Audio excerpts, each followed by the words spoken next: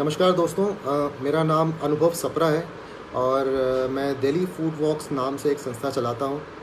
लगभग मुझे 9 साल हो चुके हैं दिल्ली में स्ट्रीट फूड वॉक्स करते हुए। 2011 में 2011 में मैंने अपनी जर्नी की शुरुआत की थी और 8-9 साल से दिल्ली में फूड वॉक्स कर रहा हूँ। जो आज का टॉपिक है वो काफ़ी मेरे दिल के खुद बहुत करीब है, क्योंकि वो क्यों है वो जब मैं बात करूँगा आगे तो आपको बताऊँगा क्यों वो दिल के करीब है।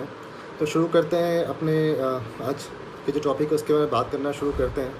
सबसे पहले जानते हैं कि जब 1947 में देश आज़ाद हुआ तो उस समय दिल्ली की पॉपुलेशन क्या थी और उसके बाद कौन लोग रहते थे दिल्ली में उस समय, और फिर 1947 के बाद क्या बदला दिल्ली में।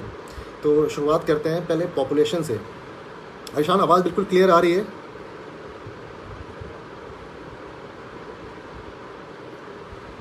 मुझे लगता है आप सब मुझे सुन पा रहे होंगे।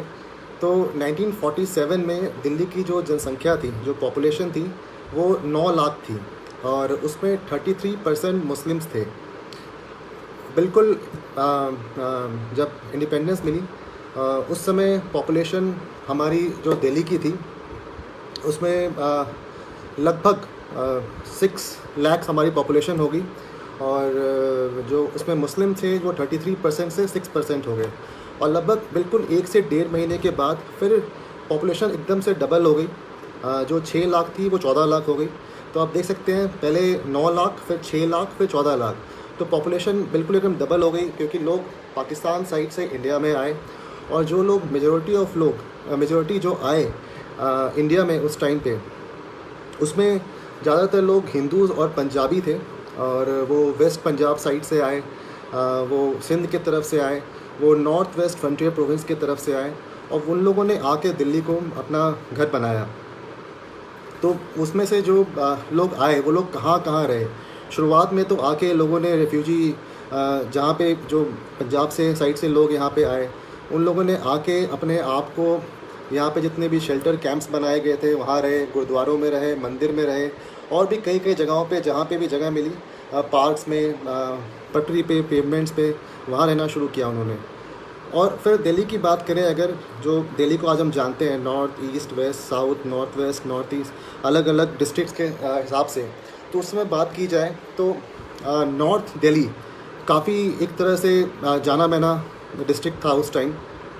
उसमें डिस्ट्रिक्ट तो नहीं था लेकिन हाँ जाना माना काफ़ी था। इनफैक्ट जितने भी यूरोपियन, आप देखेंगे 1903 के टाइम का बना हुआ एक होटल अभी भी सिविल लाइंस में है, मेडेंस होटल, और भी वहाँ पे ब्रिटिश एरा जितने भी नेबरहुड्स थे वो सिविल लाइंस के आसपास हुआ करते थे। 1950s में जाके एक ministry of relief and rehabilitation बनाया गया और उनको 2000 एकड़ ज़मीन मिली, जिसमें से उनको कहा गया कि जितने भी रेफ्यूजीज़ हैं उनको सेटलमेंट उनका किया जाए। और सबसे पहले आया किंग्सवे कैंप, और किंग्सवे कैंप के पास में ही रहता हूँ मैं।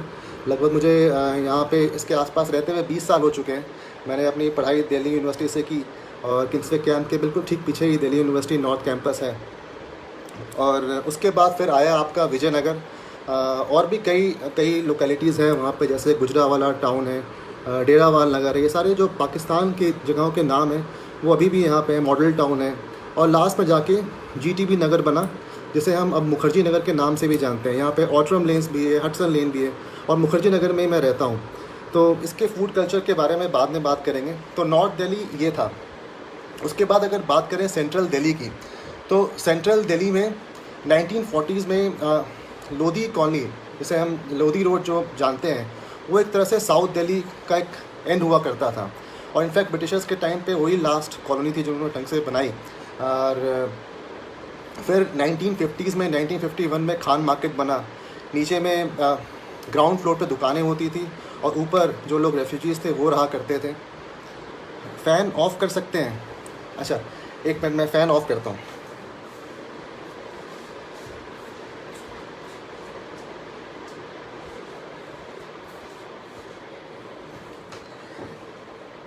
ऑफ़ तो नहीं किया, थोड़ा कम कर दिया, काफ़ी गर्मी हो जाएगी। मैंने दरवाज़े बंद किए हुए हैं क्योंकि बाहर से कुछ आवाज़ ना आए, इसलिए थोड़ा कम कर दिया है मैंने। हाँ, तो हमने बात की नॉर्थ दिल्ली की, जो सिविल लाइंस, और सिविल लाइंस के आगे और नॉर्थ जाएँ तो किंग्सवे कैंप, मॉडल टाउन, गुजरावाला टाउन, डेरावाल नगर, ये सारे अलग अलग इलाके हैं जो बाद में पहले रिफ्यूजी कैंप थे, बाद में वहाँ पे घर बनने शुरू हो गए। जो ministry of relief and rehabilitation उन्होंने जगह दी, लोगों ने अपना घर बनाया, और बाद में मुखर्जी नगर भी बना जहाँ मैं रहता हूँ। और काफ़ी उनके खाने की जगहों की खाने की बात बाद में करेंगे। तो ये तो नॉर्थ दिल्ली था। साउथ दिल्ली जिसे हम जानते हैं वो लोधी रोड तक ही ज़्यादातर सीमित था।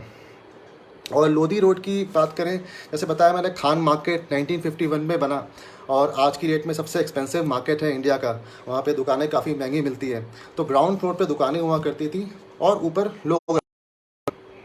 साउथ दिल्ली पूरा का पूरा एक एग्रीकल्चर लैंड हुआ करता था, और बाद में धीरे धीरे वहाँ भी साउथ दिल्ली में भी लोग आके बसने लगे। सबसे पहले लाजपत नगर, फिर डिफेंस कॉलोनी आया, उसके बाद जो गांव थे निज़ामुद्दीन और जंगपुरा के पास, वहाँ भी लोग आके बसे।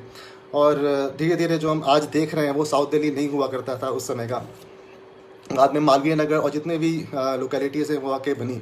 अगर वेस्ट दिल्ली की बात करें तो 1947 में वेस्ट दिल्ली का जो एक्सट्रीम था वो करोल बाग हुआ करता था। करोल बाग तक ही वेस्ट दिल्ली था।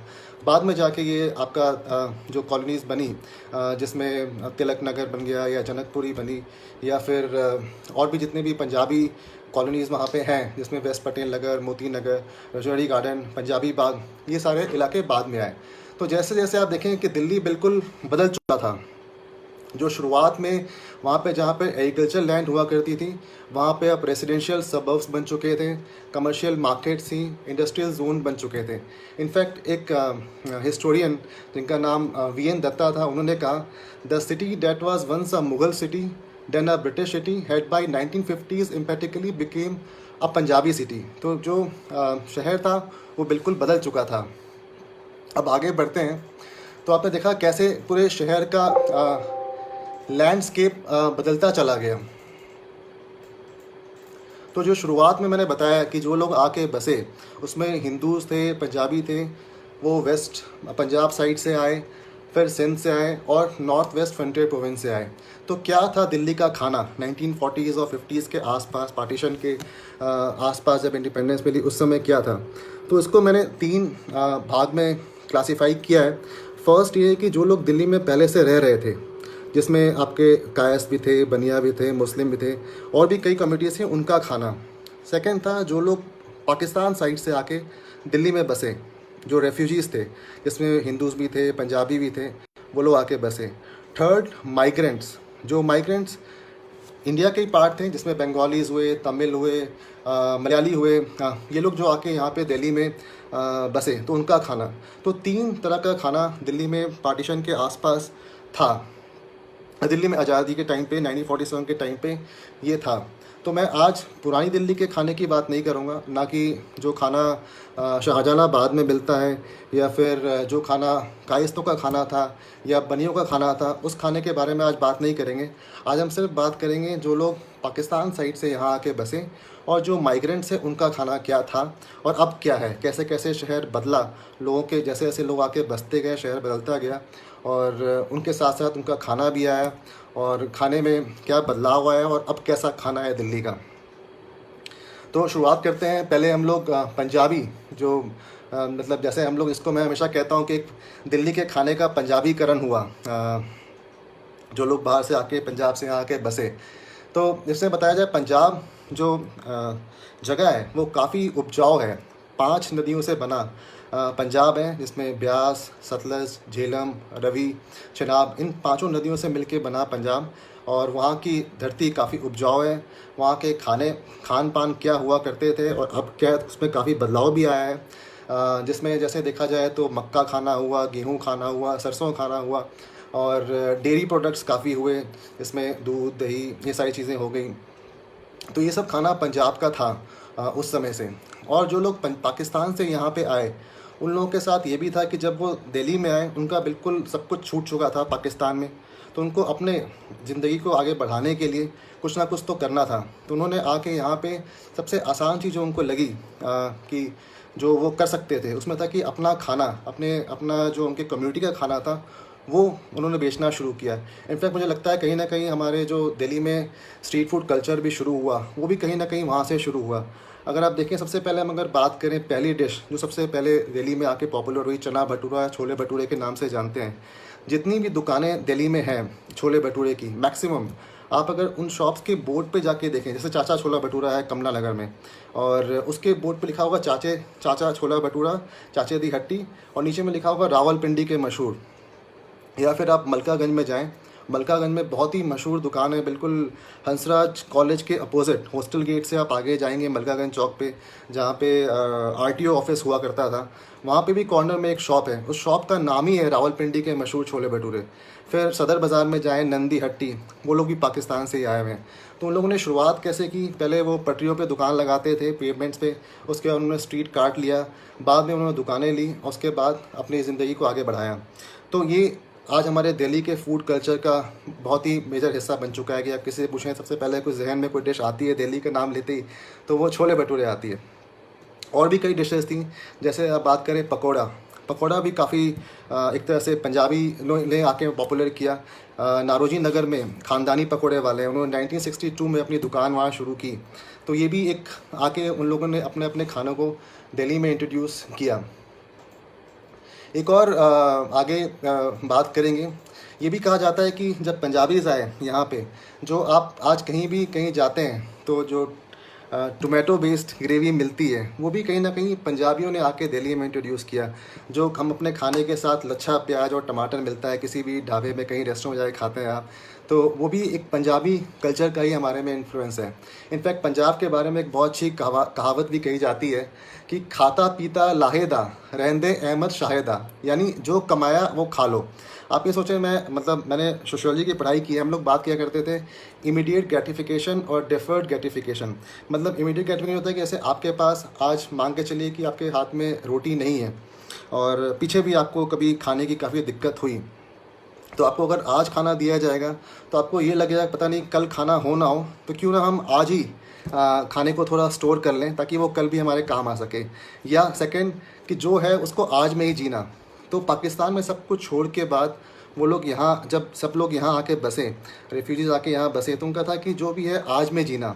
और ये पंजाबियों के लिए शान की बात भी होती है कि जो भी है वो खाना पीने में आगे रहते हैं। तो खासकर जब ये कॉलोनी लैंडस्केप चेंज हो रहा था, तो जो लोग पहले से यहाँ रहते थे उनको ये बिल्कुल पसंद नहीं आ रहा था कि जो खाने में एक तरह से पंजाबीकरण होते जा रहा था। और अगर आप बात करें तो एक जो पनीर के डिशेस हमारे दिल्ली के खाने में आ गए, मटर पनीर, शाही पनीर, और भी कई कई पनीर की डिशेस आने लगे। साथ साथ सेकंड आगे बढ़े हम लोग, तो पंजाबियों ने आके ढाबा कल्चर भी इंट्रोड्यूस किया दिल्ली में। ढाबा क्या है? ढाबा एक तरह से रोड साइड ईटरीज़ हैं जो हाईवेज़ पे हुआ करती थी। जो पंजाब पे या जो हाईवे पे ट्रक चला करते थे, तो ट्रक के ड्राइवर्स थे, उनको ऐसा खाना चाहिए होता था कि जो एक तो उसके प्राइसिंग थोड़ी कम भी हो और खा के अच्छे उनको स्टेमिना में मिल सके। तो ढाबा साइड में हाईवेज़ में खुलने शुरू हुए। बाद में वो ढाबा कल्चर शहरों में भी आ गया। तो आप देखें जैसे हमारे दिल्ली में भी राजेंद्र दा ढाबा है ग्रीन पार्क के पास, और वहाँ पे अभी भी जाएँ आपको बहुत सस्ता और अच्छी चिकन करी मिल जाती है खाने को। एक ढाबा मुझे याद है, काफ़ी करीब 3-4 साल मुझे हो गए, नई दिल्ली रेलवे स्टेशन के सामने एक ढाबा हुआ करता था, पहलवान दा ढाबा हुआ करता था।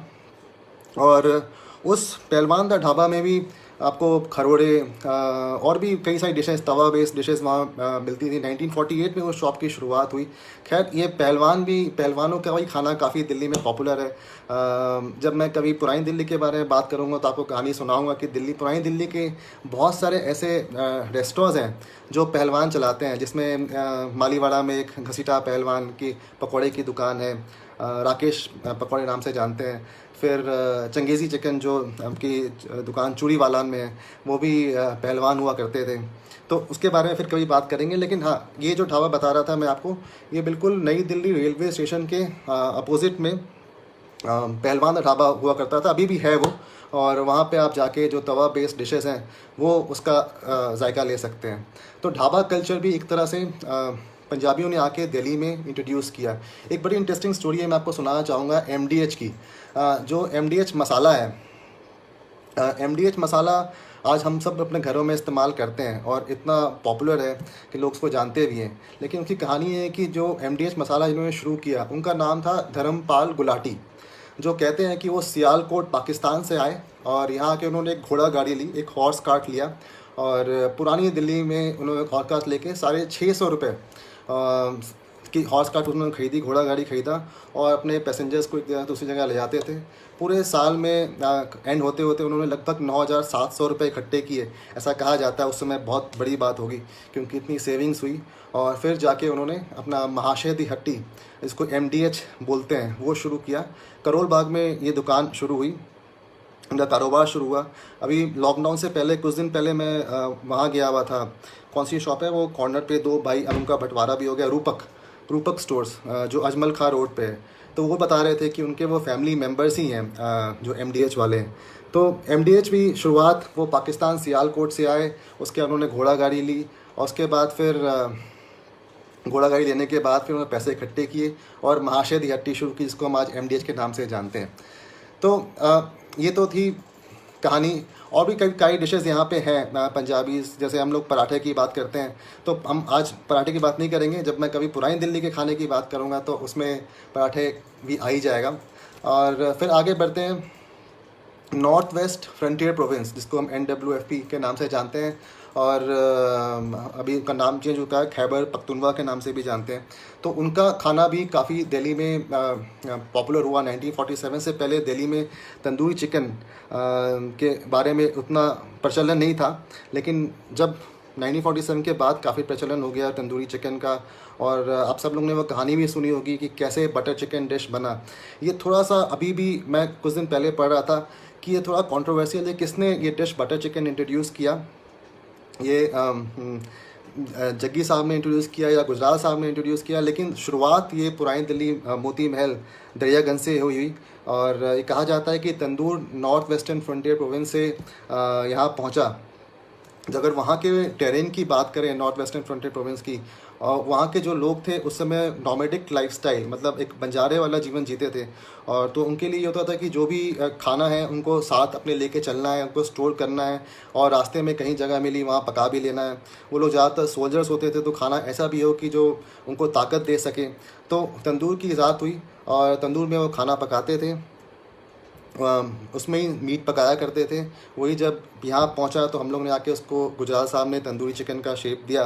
और तंदूरी चिकन के बाद उसकी ये बटर चिकन की ये कहानी है कि उनके पास रेफ्रिजरेशन का कोई सामान नहीं था कि कैसे खाने को बचाने के लिए क्या किया जाए। तो उनके पास लेफ़्ट ओवर तंदूरी चिकन था और कुछ टमाटर की ग्रेवी बची हुई थी। उन दोनों को उन्हें मिलाया और धीरे धीरे बाद में इम्प्रोवाइज़ करते चले गए और वो डिश आज दिल्ली में क्या पूरे वर्ल्ड में पॉपुलर है बटर चिकन के नाम से। इनफैक्ट कोई भी अगर विदेशी से आप बात करें तो वो पूरे इंडिया के खाने को सिर्फ 2 डिशेज़ में समेट देते हैं, बटर चिकन और नान। तो कहा जाता है कि ये मोती महल जो रेस्टोरेंट दरियागंज में, उनकी ही देन है। Dal makhani, tandoori chicken, butter chicken वहीं से आया और जाके आज दिल्ली का एक बहुत मेन स्ट्रीम खाना बन चुका है। इनफैक्ट जो पोल्ट्री डिशेज़ हैं, जो चिकन के डिशेज़ वगैरह हैं, वो ज़्यादातर पंजाबियों ने ही आके दिल्ली में इंट्रोड्यूस किया। अब आगे बढ़ते हैं। ये तो था कि जो खाना वहाँ से आया। रेफ्यूजीज़ की तो हमने बात की जो पाकिस्तान से यहाँ पे आके बसे, लेकिन साथ साथ कुछ लोग जब हम बात करते हैं शहर की, तो माइग्रेंट्स जो इंडिया में ही थे। जब 1911 में 1911-12 के आसपास 1911 में जब कैपिटल बदला, तो जो प्रेसिडेंसीज थी, मद्रास प्रेसिडेंसी, बॉम्बे प्रेसिडेंसी और कैलकाटा प्रेसिडेंसी, उनको अनफोल्ड करने के बाद फोल्डिंग उसके बाद फिर वहाँ के भी जो एम्प्लॉयज़ थे वो आके दिल्ली में आए। तो उनके साथ साथ काफ़ी तादाद में लोग, जैसे बंगाल से लोग यहाँ आके बसे, तो उनका खाना भी दिल्ली के खाने में इंट्रोड्यूस हो गया। तो कहा जाता है कि जैसे 1920s में 1929 में चांदनी चौक में अगर आप जाएं तो बिल्कुल शीशगंज गुरुद्वारे के सामने फव्वारा है, फव्वारे के कॉर्नर पे अन्नपूर्णा भंडार है। तो वो मिठाई की दुकान उस समय शुरू हुई। उसके बाद फिर और भी कई इलाके थे जहाँ पे बंगालीज़ खाना इंट्रोड्यूस हुआ। फिर जाके एक कॉलोनी बनी जिसको हम लोग उस समय EPGP के नाम से जानते थे, east Pakistan displaced persons colony, जिसको बाद में वो CR पार्क में, अब हम लोग CR पार्क के नाम से जानते हैं उसे।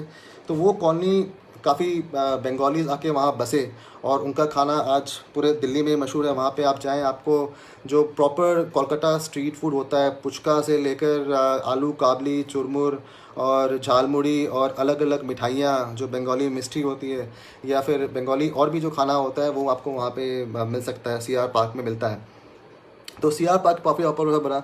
उसके बाद तिमारपुर के पास जो एरिया है वहाँ पे सबसे पहले दिल्ली में दुर्गा पूजा शुरू हुई, वो काफ़ी अब आज भी पॉपुलर है। एक स्कूल है वहाँ पे सिविल लाइंस के पास में, वहाँ होता है, मैं हर साल वहाँ जाता हूँ। वहाँ पे भी जो बंगालीज हैं काफ़ी तिमारपुर के आसपास भी रहते हैं, तो उनका खाना भी दिल्ली का खाना बन चुका था। उसके बाद फिर जैसे हम आगे बात करें तमिल और मलयालीज़ की, तो 1920s में एक साउथ इंडिया क्लब बनाया गया मंदिर मार्ग में। एक तरह से वो रिक्रिएशन क्लब था जहाँ पे तमिल्स मिलते थे और अपने फेस्टिवल्स को सेलिब्रेट करते थे। फिर दिल्ली तमिल संगम बना जो कनॉट प्लेस में शुरू हुआ, बाद में जाके RK पुरम में शिफ्ट हो गया।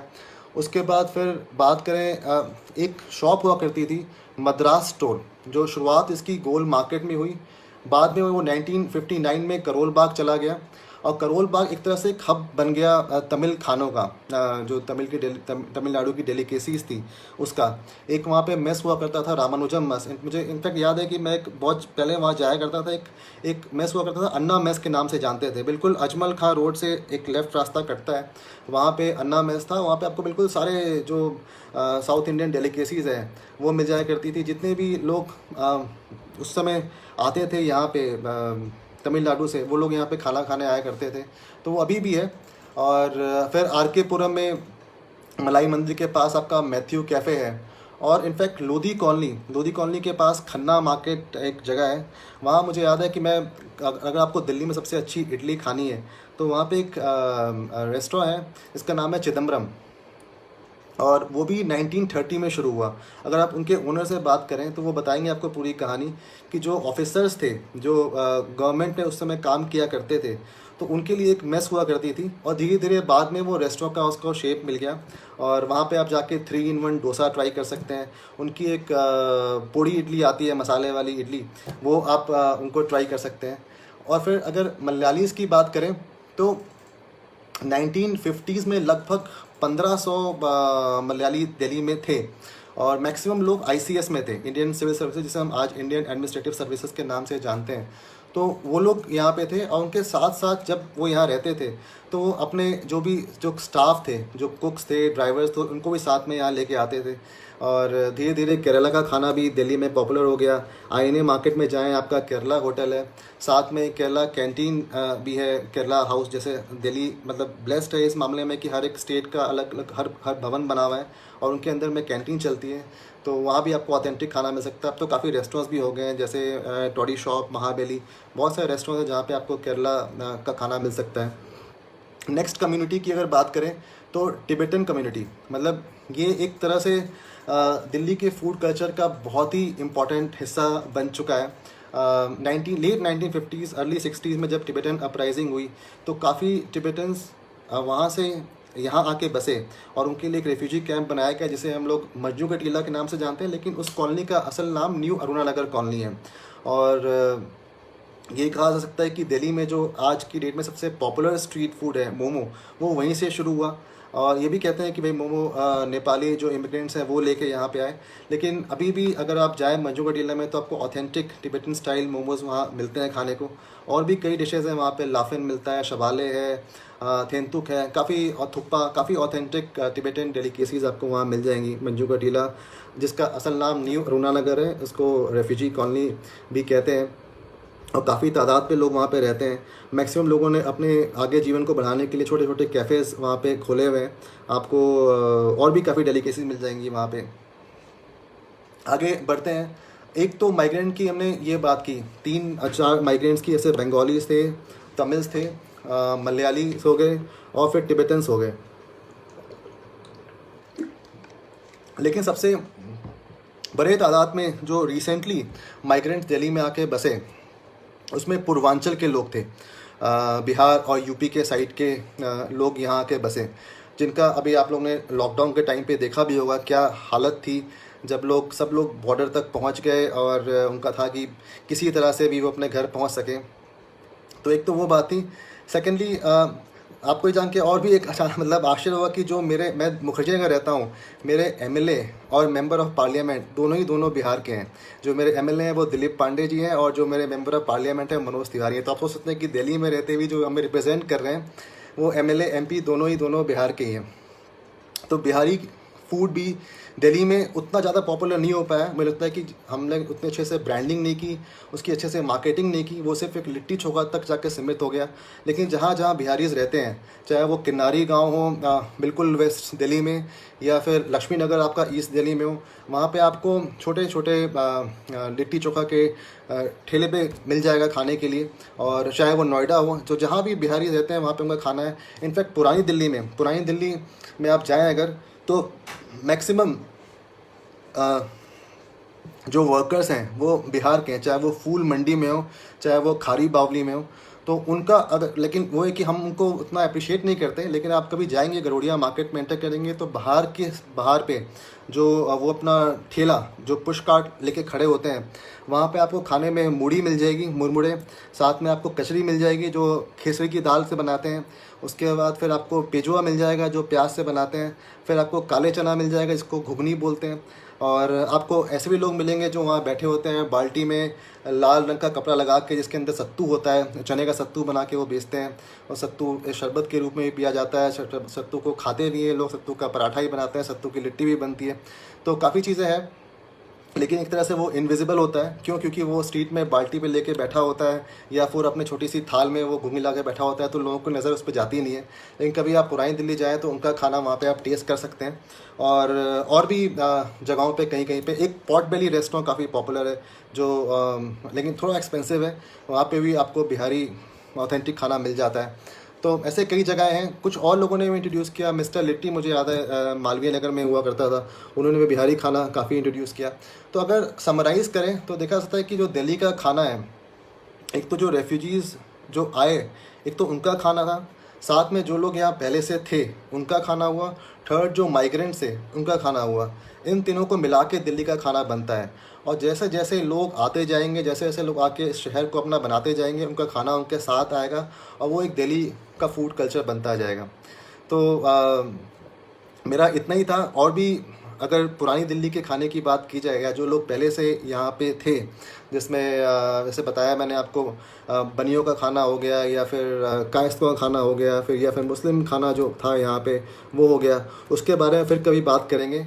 आज सिर्फ मैं इतना ही बात करना चाहता था। तो कोई सवाल हो तो आप कमेंट्स में प्लीज़ पूछ सकते हैं मेरे से, और मैं कोशिश करूँगा उसको जवाब दे सकूँ।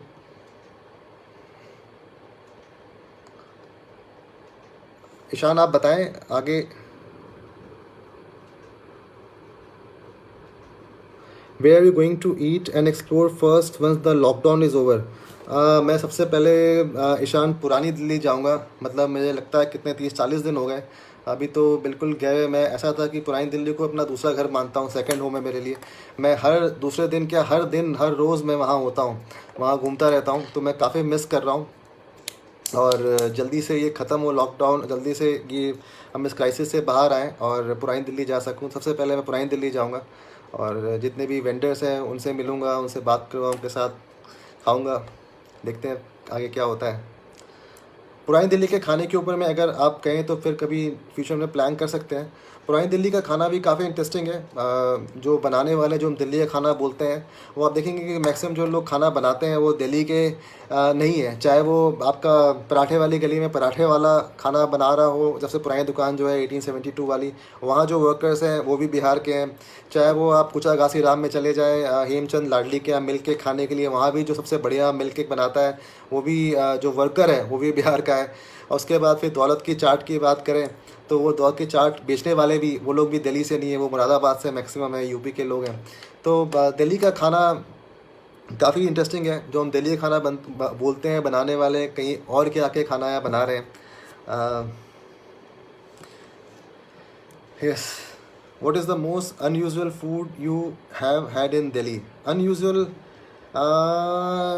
मेरे ख्याल से अनयूजुअल तो नहीं कहेंगे, लेकिन हाँ, गुर्दे कपूरे जो आप जानते होंगे, पता नहीं काफ़ी लोगों को पता नहीं होगा क्या है, वो आप जान सकते हैं। गुर्दे का पूरे लगता है मुझे, थोड़ा सा अनयूजुअल डिश था मेरे लिए जो मैंने दिल्ली में ट्राई किया। बाकी सब तो नॉर्मल यूजुअली खाना मिलता है यहाँ पे, ऐसा कुछ।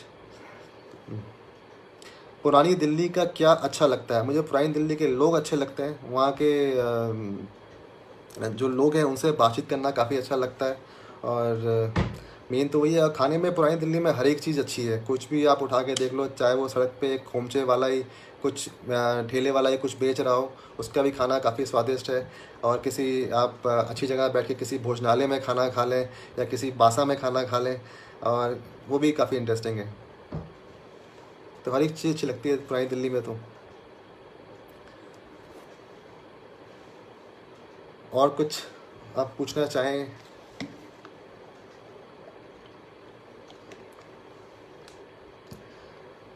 तो और भी काफ़ी, जैसे मैंने सिर्फ एक ओवरव्यू दिया कि दिल्ली का खाना क्या है, मतलब क्या चेंज हुआ, क्या क्या कम्युनिटीज़ ने इन्फ्लुएंस किया। लेकिन अगर अलग अलग इलाके को उठा के देखा जाए तो उन अलग अलग इलाकों का खाना भी अलग है। जैसे हम अगर बात करें वेस्ट दिल्ली की, या हम बात करें कमला नगर की, कमला नगर में कैसा खाना मिलता है, तो वो कभी आगे कभी ईशान के साथ एक प्लान कर सकते हैं जिसमें सिर्फ अलग अलग जो एरियाज़ हैं उनके बारे में बात कर सकते हैं। जैसे मजनू का टीला है, तो मजनू का टीला का क्या खाना है, या फिर सीआर पार्क है, तो सीआर पार्क में क्या डिशेस मिलती हैं, क्या क्या है, तो वो आगे प्लान कर सकते हैं। Our team love sweet dishes, which is the best in Delhi? मेरे सबसे फेवरेट दुकान तो मिठाई की छिना राम है, जो फतेहपुरी मस्जिद के पास में है। उनके यहाँ की जो मिठाई है, चाहे वो कराची हलवा हो या फिर सोन हलवा हो, वो सारी चीज़ें बहुत अच्छी लगती है। तो आप वो कभी जाएँ। और वो काफ़ी सीजनल मिठाइयाँ बनाते हैं। जब होली आएगी तो वो गुजिया बनाएंगे, उसके बाद फिर उनके यहाँ सिंधी जलेबी मिलनी शुरू हो जाएगी। तो काफ़ी चीज़ें वो अलग अलग टाइम पे सीज़न के हिसाब से बनाते रहते हैं मिठाइयाँ। सेव बादाम उनकी काफ़ी अच्छी है। लेकिन जो मेन डिश है वो सोन हलवा और कराची हलवा उनका काफ़ी टेस्टी है, तो वो आप ट्राई कर सकते हैं।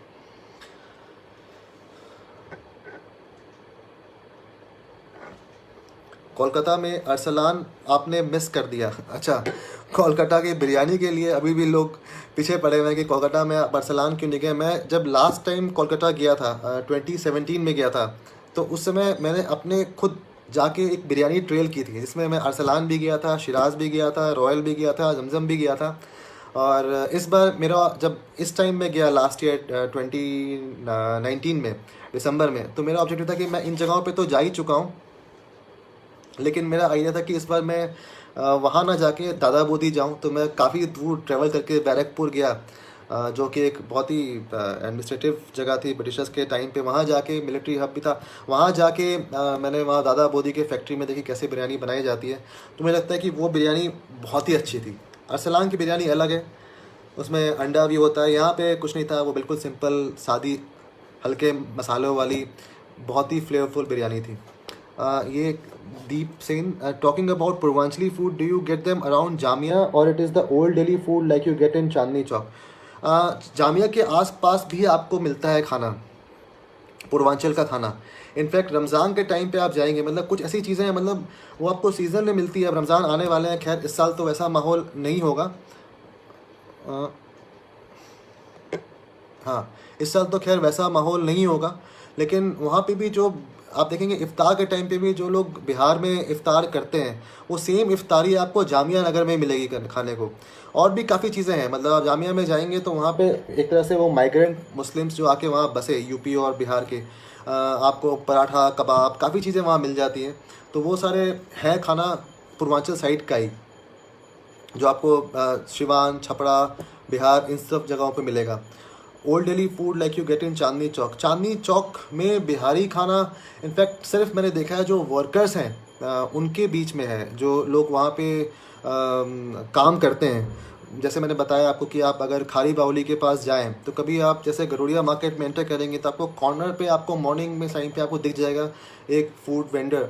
मेरे ख्याल से लगता है वो उनके ही बीच का कोई होता है, मतलब वो प्रॉपर प्रोफेशनल फूड वेंडर या स्ट्रीट फूड वेंडर नहीं होता है, वो होता है। और वो खुद अपने ही घर से शायद या जहाँ भी वो रहते हैं, वो मूढ़ी, चना, कचड़ी, पेजुआ, ये सब चीज़ें बना के लाते हैं और बना के फिर वहाँ रखते हैं और बेचते हैं लोगों को, काफ़ी लोगों को। There is an Arsalan branch in CR park but the quality is not good nowadays. अच्छा, मैंने ट्राई नहीं किया। वहाँ पे एक कोलकाता बिरयानी हाउस हुआ करती थी, वो मैंने ट्राई की थी, लेकिन मुझे काफ़ी ज़्यादा उसमें केवड़ा लगा। बिरयानी इतनी ज़्यादा भी उसमें केवड़ा और रोज़ वाटर नहीं होना चाहिए कि आपको चावल का टेस्ट नहीं आए, आप खाओ और सबसे पहले आपको कुछ आए तो खुशबू आए, वो बिरयानी अच्छी लगती नहीं है। खुशबू होनी चाहिए लेकिन हल्की होनी चाहिए, इतना बर्दाश्त कर सकें, मतलब बिल्कुल ही सेंटेड नहीं होना चाहिए। तो बिरयानी बिरयानी के ऊपर में भी आप बात करें, बिरयानी के काफ़ी सारे अलग अलग कैरेक्टरिस्टिक्स होते हैं कि बिरयानी में एक चावल से लेकर उस चावल में चिपचिपाहट है कि नहीं है, और गोश्त कितना पका हुआ है, उसमें कलर क्या है, उसमें मसालों की क्या प्रोफाइलिंग है, और क्या इस्तेमाल किया गया है, कैसे पकाया गया हुआ है, कच्चा पकाया गया, पक्का पकाया गया हुआ है। तो वो सारी चीज़ें, काफ़ी चीज़ें मैटर करती है एक अच्छी बिरयानी बनाने में। मुझे जो पर्सनली कोलकाता स्टाइल बिरयानी काफ़ी पसंद आई, क्योंकि जो मैंने बैरकपुर में ट्राई की थी मुझे काफ़ी अच्छी लगी दादा बोदी में। दिल्ली में उतनी अच्छी कोलकाता स्टाइल बिरयानी मिलती नहीं है। और एक जामिया में मैं हमेशा लोगों को बताता हूँ कि एक शॉप है अल नवाज़ नाम से, बिल्कुल जामिया नगर पुलिस स्टेशन के अपोजिट में, वो वहाँ पे काफ़ी अच्छी बिरयानी मिलती है। अच्छा, मद्रास कॉफ़ी हाउस, ये एक थोड़ा सा मुझे याद नहीं आता। अच्छा, मैंने बताया नहीं आपको कि मैं शुरुआत में जब बता रहा था क्यों मेरे लिए दिल्ली का खाना इतना करीब है, और दिल्ली क्यों, मेरा बर्थ प्लेस बिहार है, मेरा बर्थ प्लेस बिहार है। बिहार में काफ़ी साल रहा, तो एक तरह से मैं भी दिल्ली में एक माइग्रेंट मुझे आप बोल सकते हैं। लेकिन दिल्ली बचपन से आना जाना था, यहाँ पे मेरा नानी का घर यहाँ अशोक विहार लॉरेंस रोड में है, तो मैं वहाँ आया जाया करता था। तो दिल्ली के खाने को काफ़ी करीब से देखा है और बिहारी खाना भी काफ़ी करीब से देखा है। तो दोनों ही हूँ, एक तरह से जो सिस्टर्स हैं वो पाकिस्तान से आके यहाँ बसे, और अलग अलग जगहों पे गए, कोई पटना गया, कोई बिहार में जाके बसा, कोई दिल्ली में बसा, कोई पंजाब किसी रीजन में जाके बसे, तो अलग जाके रेफ्यूजीज़ बसे। तो इसलिए दिल्ली के खाने को मैंने काफ़ी पिछले कई सालों में करीब से देखा है, और लगभग 20 साल से मैं मुखर्जी नगर में रहा हूँ, तो यहाँ का भी खाना देखा है। तो ये अच्छा, एहसान ने पूछा है कि there is Madras coffee house in CP, can you tell us something about that, it is relative unknown these days. ये बिल्कुल सरवना भवन भी एक काफ़ी अच्छा साउथ इंडियन वेजिटेरियन रेस्टोरेंट है, उसके साथ में मद्रास कॉफ़ी हाउस है। अब ये एक अभी भी डाउट रहता है कि जो बचपन में मैं जब आया करता था दिल्ली गर्मियों की छुट्टी में अपने नानी के यहाँ, तो हम लोग एक मद्रास कॉफ़ी हाउस जाया करते थे, वो बिल्कुल सीढ़ियों पे चढ़ के ऊपर में हुआ करता था, वो अलग हुआ करता था। ये है, ये सेम है, ये बिल्कुल पता नहीं। लेकिन हाँ, ये भी एक हेरिटेज रेस्टोरेंट है, मेरे ख्याल से ये भी 1930s से वहाँ पे है। और वहाँ पे भी आप जाके नॉर्मल, ऐसा कुछ खास नहीं रहा वो, लेकिन वहाँ पे भी जाके आप फ़िल्टर कॉफ़ी और जो नॉर्मल डिशेज़ हैं, डोसा, ये सब ट्राई कर सकते हैं। उससे बेटर इनफैक्ट सरवना भवन ज़्यादा अच्छा है।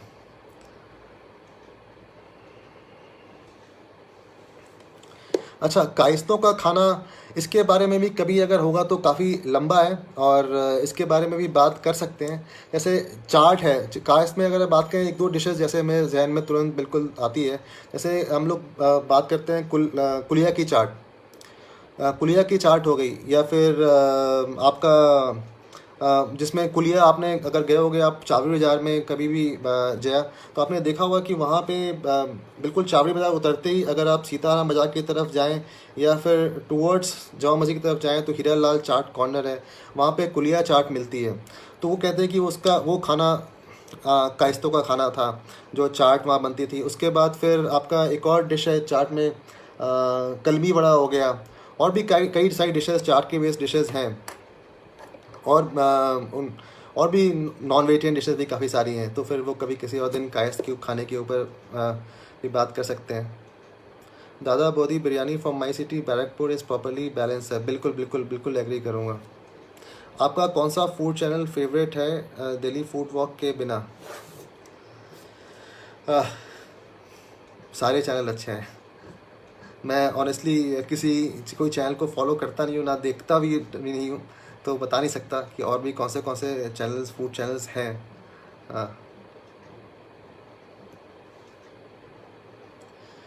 तो ईशान, सॉरी मैं आपको एहसान बोल रहा हूँ, ईशान एंड करें।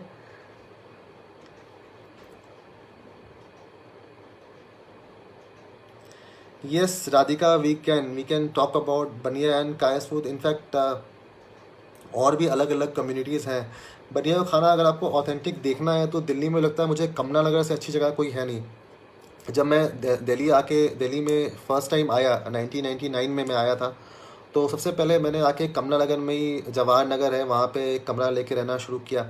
तो वहाँ देखा मैंने, वहाँ पे अगर आपको कभी मौका लगे कमला नगर में आप जाएंगे, स्टार्ट टू एंड वहाँ पे खाना आपको प्रॉपर ऑथेंटिक बनिया स्टाइल खाना मिल जाता है खाने को। और काफ़ी दुकानें बंद भी होगी, जैसे एक शर्मा ढाबा हुआ करता था, वो नहीं रहा अब वहाँ पे। एक मिगलानी है वहाँ पे आप जा सकते हैं, छोटे गोल चक्कर के पास में है। तो वहाँ पे काफ़ी अच्छा मिक्स है, पंजाबी प्लस बनिया का खाना। वो किसी और दिन कभी बात करेंगे कमला नगर के खाने की, तो उसमें बात कर सकते हैं। चलिए, thank you everyone, and next time we can talk about, there many communities in Delhi. Next we can plan it, Bania, Kayasth and Shahjahanabad का खाना, और जो अलग अलग लोकेलिटीज़ दिल्ली में हैं, उसके भी अलग अलग जो खाना है उनका, जैसे बताया मैंने, CR पार्क हो गया या फिर कमला नगर हो गया, बाकी इलाके का जो खाना है वो भी कभी बात कर सकते हैं। वेस्ट दिल्ली हो गया, ईस्ट दिल्ली हो गया, तो प्लान कर सकते हैं। चलिए, थैंक यू।